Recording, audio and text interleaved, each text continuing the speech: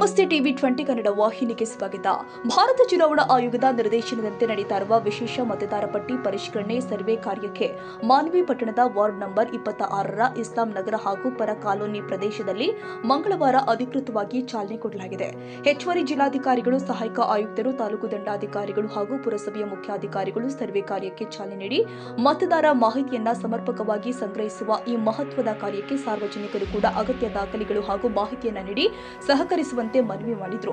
ಈ ಸಂದರ್ಭದಲ್ಲಿ ಮಾಜಿ ಪುರಸಭೆಯ ಸದಸ್ಯ ಅಮ್ಜದ್ ಖಾನ್ ಮಾತನಾಡಿ, ವಾರ್ಡಿನ ಪ್ರತಿಯೊಬ್ಬ ನಿವಾಸಿಯೂ ಸರ್ವೆ ಸಿಬ್ಬಂದಿಗೆ ಸರಿಯಾದ ಮಾಹಿತಿ ಒದಗಿಸಿ ಸರ್ವೆ ಯಶಸ್ವಿಗೊಳಿಸಬೇಕು ಅಂತ ಕರೆ ಕೊಟ್ಟಿದ್ರು.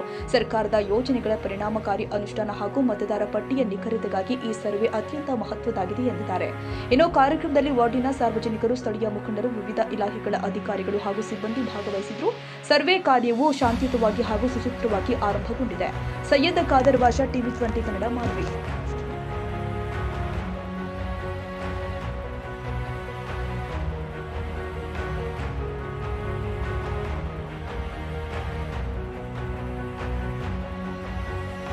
ಕನ್ನಡಿಗರ ಮೆಚ್ಚಿನ ನಿಮ್ಮ ಟಿವಿ 20 ಕನ್ನಡ ವಾಹಿನಿ ಇದೀಗ ಟಿವಿಯಲ್ಲಿ ಲಭ್ಯ.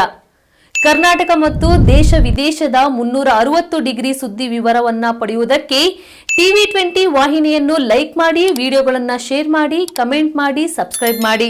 HCN ಕೇಬಲ್ 842 ನಂಬರ್ನಲ್ಲಿ ಹುಕ್ಕೇರಿ ತಾಲೂಕು ಹಾಗೂ ಸಂಕೇಶ್ವರದ ಸುತ್ತಮುತ್ತಲಿನ ಹಳ್ಳಿಗಳಲ್ಲಿ ಲಭ್ಯ. PCN ಕೇಬಲ್ 129 ನಂಬರ್ನಲ್ಲಿ ಹಾರುಗೆರೆ ಸುತ್ತಮುತ್ತಲಿನ ಹಳ್ಳಿಗಳಲ್ಲಿ ಲಭ್ಯ.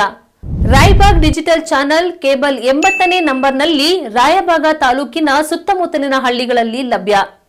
UDCN ಕೇಬಲ್ ನೆಟ್ವರ್ಕ್ ಉಗಾರ ಸುತ್ತಮುತ್ತಲಿನ ಹಳ್ಳಿಗಳಲ್ಲಿ ನಿಮ್ಮ ಟಿವಿ 20 ಕನ್ನಡ ವಾಹಿನಿಯೂ ಲಭ್ಯ.